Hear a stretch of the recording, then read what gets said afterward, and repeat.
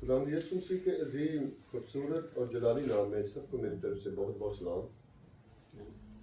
आज हम खुदावंद के जिंदा कलाम में से सीखेंगे। मैंने आज जो टॉपिक चूज किया उसकी मैं आपको एक रीज़न बता देता हूँ। कुछ दिन पहले मुझे ऑस्ट्रेलिया में कुछ लोग मिले जो मसीही नहीं थे, तो उन्होंने एक सवाल मुझसे पूछा कि आप मसीही हैं, आप पादरी साहब हैं, आप हमें बताएं कि यीशु मसीह को क्रूसीफाई नहीं किया गया था और निकोदेमस और यूसुफ अरमतिया ने, जो अरमतिया के रहने वाला था, उन्होंने उसे कब्र में दफन नहीं किया था और यीशु मसीह वहां से इसराइल से सीधे भागकर चले गए थे आजाद कश्मीर। तो इसके बारे में आपका क्या ख्याल है? तो मेरे अजीज, हम मसीही लोग हम जवाब देते हैं दलील के साथ। खुदावंद के जिंदा कलाम में से हम दूसरों की तरह एकदम डंडे सोटे नहीं उठा लेते, बंदूकें नहीं तान लेते, हम दलील के साथ बात करते हैं। तो जरा मैंने आपको बता दिया है, इसको जरा बड़े ध्यान से आपने सुनना है। तो सबसे पहले हम कलाम मुकद्दस में से देखेंगे नबियों ने जो पेशन गोइयां की खुदा यीशु मसीह के बारे में कि वो दुनिया में खुदा का बेटा आएगा। हम आमन के बारे में तो नहीं आज बात करेंगे, हम जो क्रूसीफाई मसलूब होने के बारे में नबियों ने पेशन गोइयां की, हम सिर्फ वो आज देखेंगे। ज़बूर 22 उसकी 16 से 18 आयत तक हम पढ़ेंगे। खुदाम के कलाम में लिखा है, ज़बूर 22 उसकी 16 आयत से लेके 18 आयत तक,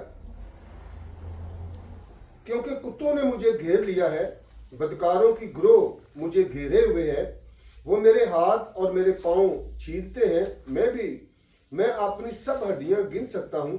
वो मुझे ताकते और घूरते हैं, वो मेरे कपड़े आपस में बांटते हैं और मेरी पोशाक पर कुरा डालते हैं। आमीन। एक और हवाला हम देखेंगे यशायाह नबी के सहीफा में से, उसका 53 बाब चैप्टर 53 वर्स 12। उसकी कब्र भी शरीरों के दरमियान ठहराई गई और वो अपनी मौत में दौलतमंदों के साथ मुआ, हालांकि उसने किसी तरह का जुल्म ना किया और उसके मुंह में हरगिज छालना था। यानी उसके मुंह से कोई ऐसा अल्फाज, कोई ऐसा बुरा अल्फाज नहीं निकला था उसकी जिंदगी के दरमियान। आमीन। तो ये आपने यशायाह नबी की मार्फत एक प्रोफेसी, एक नबूवत पेशन कोई सुनी है कि उसकी कब्र शरीरों के दरमियान ठहराई गई। एक और हवाला हम देखते हैं, जिक्रिया नबी की मार्फत लिखा गया खुदाम का कलाम, उसका 12 बाब उसकी 10 आयत। खुदाम के कलाम में लिखा है, और मैं दाऊद के घराने और यरूशलेम के बाशिंदों पर फजल और मुनाजात की रूह नाजल करूंगा, और वो उस पर जिसको उन्होंने छीदा है नजर करेंगे और उसके लिए मातम करेंगे जैसा कोई अपने इकलौते के लिए करता है, और उसके लिए तल्ख कलाम काम होंगे जैसे कोई अपने पहलौठे के लिए होता है। आमीन। तो नाज़रीन, ये थी नबियों की पेशन गोइयां जो खुदावंद यीशु मसीह की सलीबी मौत के बारे में कई सौ साल पहले की गई, और वो हमने कलाम मुकद्दस में से पढ़ी है। अब हम नए ऐदनामे की तरफ आते हैं, तो जरा ध्यान से सुनिएगा। लूका मुकद्दस लूका की मार्फत लिखी गई खुदा यीशु मसीह की अंजील, उसका 23 बाब उसकी 44 आयत से लेके 53 आयत तक। वो दोपहर के करीब से तीसरे पहर तक तमाम मुल्क में अंधेरा छा गया और सूरज की रोशनी जाती रही और मकदस का पर्दा बीच से फट गया। फिर यीशु ने बड़ी आवाज से पुकार कर कहा, ऐ बाप, मैं अपनी रूह तेरे हाथों में सौंपता हूं। और यह कहकर दम दे दिया। ये माजरा देखकर सूबेदार ने खुदावंद की तमजीद की और कहा, बेशक ये आदमी रास्तबाज था। और जितने लोग उस नजारा को आए थे, ये माजरा देखकर छाती पीटते हुए लौट गए। और उसके सब जान पहचान और औरतें जो गलील से उसके साथ आई थीं, दूर खड़ी ये बातें देख रही थीं। और यूसुफ नाम एक शख्स मुशीर था जो नेक और रास्तबाज था और उनकी सलाह और काम से रजामंद न था। ये यहूदियों के शहर अरिमतिया का बाशिंदा और खुदा की बादशाही का मुंतजिर था। और उसने पिलातूस के पास जाकर यीशु की लाश मांगी और उसको उतार कर महीन चादर में लपेटा। फिर एक कब्र के अंदर रख दिया जो चट्टान में खुदी हुई थी और उसमें कोई कभी रखा ना गया था। खुदा उनके जिंदा कलाम का पढ़ा सुना जाना हम सब के लिए बाइस बरकत हो। आमीन। तो नाज़रीन, नबियों की पेशन गोइयां भी खुदा यीशु मसीह की सलीबी मौत के बारे में हमने पढ़ी हैं। और नए अहदनामे में मुकद्दस लूका की मार्फत लिखी गई खुदा यीशु मसीह की अंजील में भी हमने पढ़ा है कि खुदावंद यीशु मसीह को सलीब दिया गया। अब जरा ध्यान से वो लोग भी सुन लें। यीशु मसीह को सलीब पर चढ़ाया गया। और कलाम मुकद्दस में हमने पढ़ा है कि तीसरे पहर तक तमाम मुल्क में अंधेरा छा, यानी तकरीबन दोपहर के बाद खुदा यीशु मसीह ने जब अपनी जान सलीब पर दी तो पूरे मुल्क में, सिर्फ इस्राएल में नहीं, पूरी दुनिया में उस वक्त अंधेरा छा गया था। सूरज की रोशनी जाती रही और मकदस का पर्दा बीच से फट गया। और फिर यीशु ने बड़ी आवाज से पुकार कर कहा, ऐ बाप, मैं अपनी रूह तेरे हाथों में सौंपता हूं। और यह कहकर दम दे दिया। खुदा यीशु मसीह ने अपनी जान सलीब पर दी और फिर आगे वो लोग, अब मैं उनका नाम नहीं लूंगा, वो सुन लेंगे जो ये अकीदा रखते हैं कि खुदा यीशु मसीह को कब्र में नहीं रखा गया था, वो वहां से आजाद कश्मीर चले गए थे। वो भी जरा ध्यान से सुन ले। यूसुफ अरिमतिया का जो रहने वाला था, इसके साथ निकोदीमस भी था। और अभी हमने लूका की मार्फत लिखी गई अंजील में पढ़ा है कि यूसुफ जो अरिमतिया का रहने वाला था, उसने पिलातूस के पास जाकर खुदा यीशु मसीह की लाश को मांगा और सलीब पर से उतार कर महीन कपड़े में लपेटा और उस कब्र में रख दिया जिसमें पहले कोई नहीं रखा गया था। और फिर हमें यह भी पढ़ने को मिलता है कि वो कब्र यूसुफ अरिमतिया ने अपने लिए खुदवा के रखी हुई थी, जिसमें उसने खुदा यीशु मसीह को रखा। अब सबको पता चल गया है, सब सुन ले, जान ले कि खुदावंद यीशु मसीह को सलीब पर दिया गया। उन्होंने सलीब पर अपनी जान दी और फिर वो कब्र में बाकायदा, जिस तरह आम मुर्दे को दफन किया जाता है, उन्हें भी दफन किया गया, कब्र में रखा गया।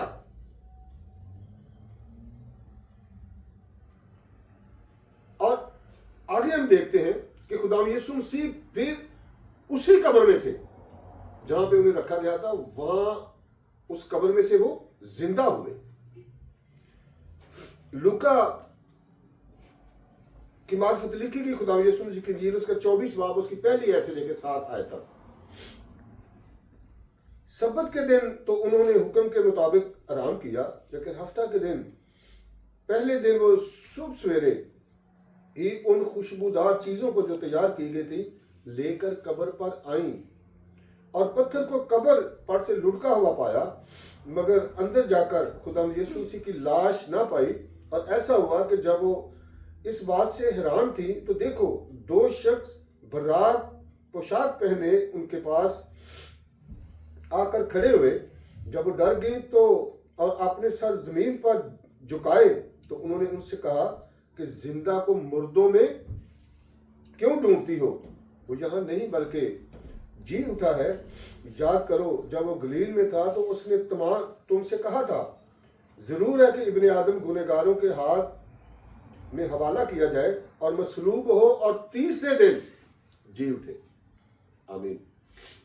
और जो खुदावंद यीशु मसीह ने अपनी ज़बान मुबारका से फरमाया था अपने जीते जी जब वो जिंदा थे, और जो कुछ उनके मुंह से कलाम निकला बिल्कुल वैसे ही हुआ। वो सलीब दिए गए, सलीब पर अपनी जान दी हम गुनहगारों की खातर, पूरे जहान के लिए। कब्र में दफन हुए, तीसरे दिन मुर्दों में से जी उठे। ये है उनके सवाल का जवाब। और आगे हम देखते हैं, जब हम हिस्ट्री पढ़ते हैं तो हमें बहुत सारे शवाहद, बहुत सारे सबूत भी मिलते हैं। यीशु मसीह के मसलूब होने और जी उठने का एक तारीखी रिकॉर्ड और रवायती मुकाम यरूशलेम में पुराने शहर के मसीही क्वार्टर में चर्च ऑफ होली सेपलिक, ध्यान से सुनिएगा, चर्च ऑफ होली सेपलिक में है। इस जगह को चौथी सदी सी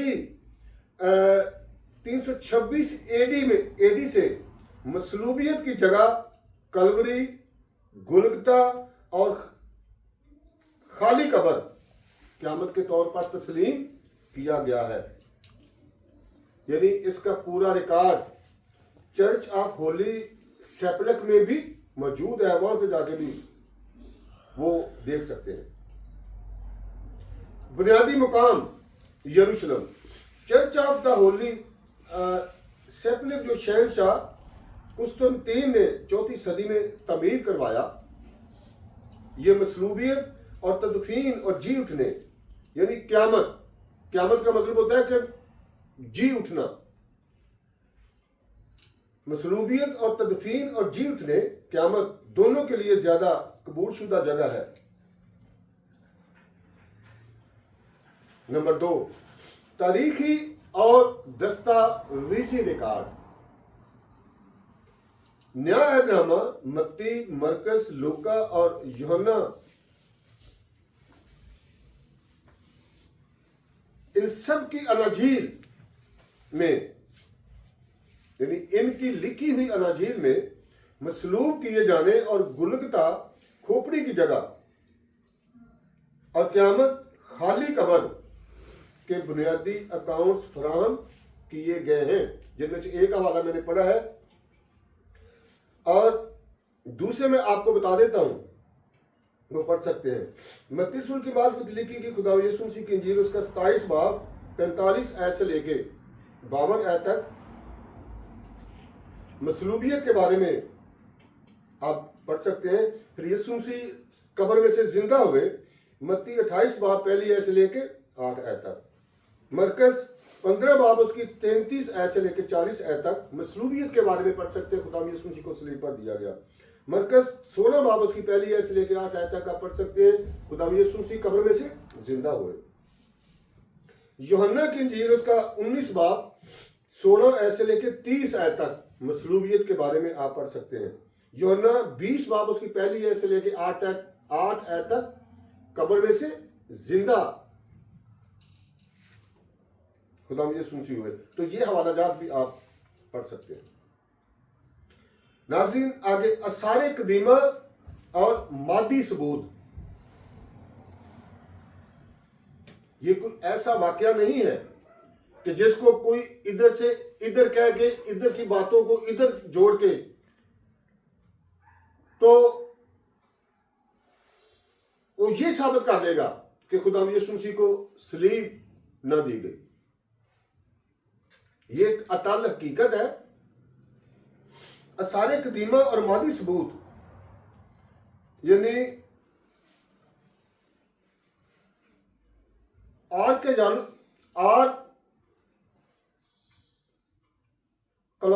एंड मटेरियल एविडेंस, पहली सदी के सियाको सबाब के आसार कदीमा से पता चलता है कि चर्च ऑफ होली सेपलर जो पहली सदी के दौरान शहर की दीवारों के बाहर वाकया था, जो रोमन फांसी के रिवाज के मुताबिक था, और उसमें आज भी खुदा यीशु मसीह की मसलूबियत का सारा रिकॉर्ड मौजूद है। और कब्र को अनाजील में चट्टान से कटी हुई एक नई कब्र के तौर पर बयान किया गया है, जो चर्च ऑफ होली सेपलर के अंदर एडिकोल ढांचे के साथ सीध में है। वहां जाकर भी जिनको नहीं यकीन वो जाके तस्दीक कर सकते हैं। नबाताती सबूत, चर्च में हालिया खुदाई में 2000 साल पुराने पौधे की बाकियात जैतून अंगूर मिली हैं, जिनसे इस बात की तस्दीक होती है कि तदफीन के वक्त यह इलाका एक बाग था। यानी जहां पे खुदा यीशु मसीह की तदफीन की गई वो एक बाग था। रोमन और यहूदी मोरखिन, रोमन एंड ज्यूज हिस्टोरियंस क्या लिखते हैं। एक रोमन मोरख टैसिटस, जिसने 116 एडी के आसपास लिखा था कि ख्रिस्तुस मसीह हमारे प्रोक्यूरेटर्स पेंतुस पलातुस के हाथों में सलूब किया गया।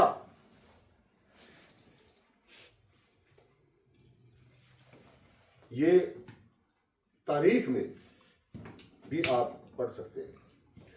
पहली सदी में एक यहूदी मूर्ख जोसेफस ने यीशु मसीह और उसे फांसी दिए जाने क्रूसिफिकेशन का जिक्र किया। ये भी आप पढ़ सकते हैं। और यहां पे मैं आखिर पे आपको प्रोक्यूरेटर्स का मतलब बता दूं। इसका मतलब है कि वो शख्स जिसके पास दूसरे के लिए कुछ अख्तियार हो, यानी खुदावंद यीशु मसीह के बारे में लिखा है कि वो मुख्तार कुल भी था। खुदावंद हम सबको आज के कलाम के वसीला से बरकत दे।